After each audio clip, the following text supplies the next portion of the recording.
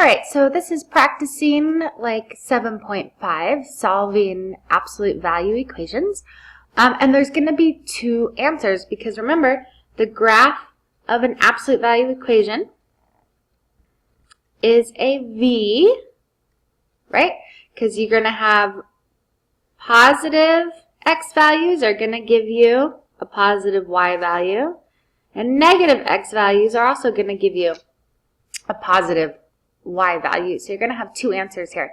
But how do you find those two answers? Well, you have the equation 2x minus 11, okay, and equals, and we can take it out of the absolute value sign, and that's going to equal positive 3. But also, everything inside the absolute value sign, 2x minus 11, okay, if we make it negative, will also be positive 3 because whatever's in the middle, if it's positive or negative, is going to give you a positive answer. So the first one is really easy to solve. We just add 11 to both sides first, right? Solving this equation. 14 divide by 2, and we have x is positive 7. So that's going to be one of our answers. And it looks like that could be either A or B. So we've narrowed it down to either A or B. Now let's do the second one. The second one is we make everything negative, and it should still be positive 3. But that means we have to distribute the negative sign. We're just solving this equation, but the first thing we have to do is distribute a negative. So we have negative 2x, but then a negative times a positive is plus 11 equals 3. And now we just solve this, so we subtract 11 from each side. So 3 minus 11 is going to give us negative 8, right? So we have negative 2x equals negative 8. Divide both sides by negative 2. X equals positive 4, because negative 8 divided by negative 2 is positive 4. So we have x equals positive 7 and x equals 4. The answer is A.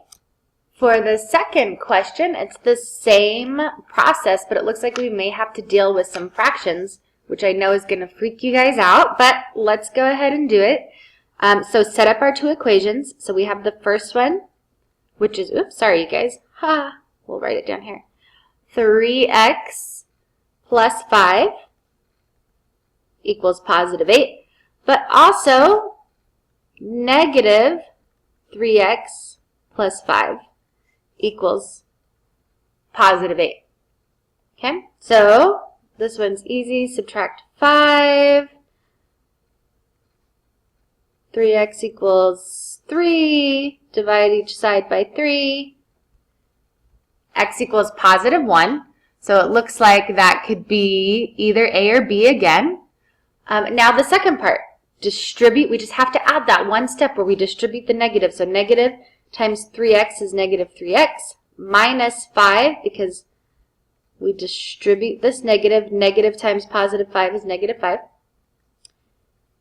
equals 8. So we're going to add 5 to each side. 9, 10, 11, 12, 13. So negative 3x equals positive 13. Divide each side by negative 3.